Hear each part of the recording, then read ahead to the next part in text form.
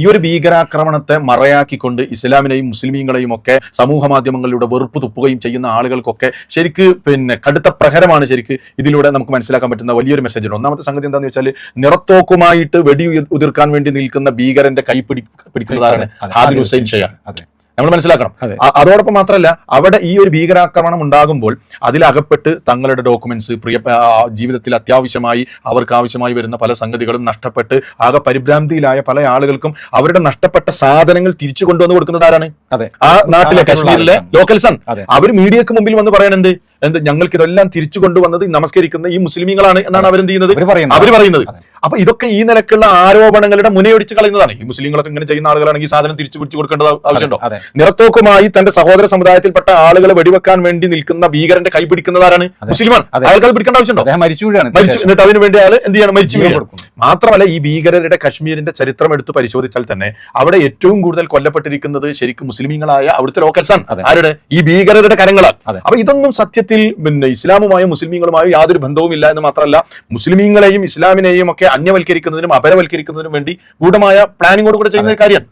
എങ്ങനെ ഈ ചെറുത്തുനിൽപ്പ് നടത്തുന്നു മുസ്ലിങ്ങൾ എന്നുള്ളത് യഥാർത്ഥത്തിൽ ഇതൊരു വിശ്വാസത്തിന്റെ ഭാഗം കൂടിയാണ് എന്നതാണ്. തീർച്ചയായും. സത്യത്തിൽ ഈ ആക്ഷേപങ്ങൾ ഉന്നയിക്കുന്ന ആളുകൾക്കറിയോ ഒരു മുസ്ലിമിനെ സംബന്ധിച്ചിടത്തോളം അയാളുടെ രാജ്യത്തോട് അയാൾക്ക് എന്ത് സ്നേഹമാണുള്ളത് എന്ന്.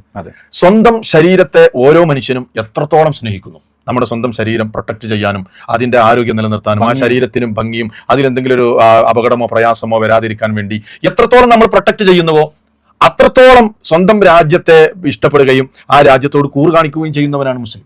അല്ലേ?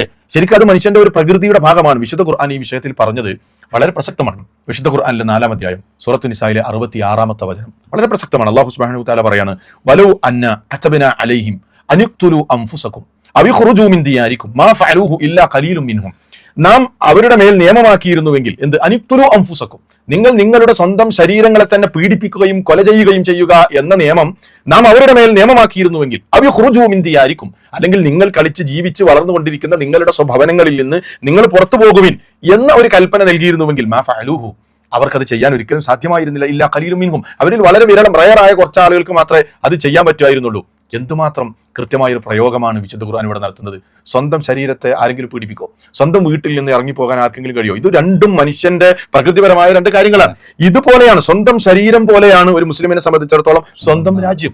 ആ സ്വന്തം രാജ്യത്തെ നേരിടാനും സ്വന്തം രാജ്യം ആക്രമിക്കാനും ഒക്കെ മറ്റുള്ള ആരെങ്കിലും ഒക്കെ മുതിരുമ്പോൾ അവരുടെ കൈ പിടിക്കാൻ ഏറ്റവും മുമ്പിൽ ഒരു മുസ്ലിം ഉണ്ടാകും എന്നതിന്റെ ഏറ്റവും വലിയ ഉദാഹരണമാണ് ഈ ഖുർആൻ വചനം. മാത്രമല്ല, അതിന്റെ ജീവിച്ചിരിക്കുന്നത് അല്ലെങ്കിൽ നാം കണ്ട ഏറ്റവും അവസാനത്തെ ഉദാഹരണമാണ് സത്യത്തിൽ സയ്യിദ് ആദിൽ ഹുസൈൻ ഷാ എന്ന് പറയുന്ന ആ സഹോദരന്റെ ആ ഉദാഹരണം.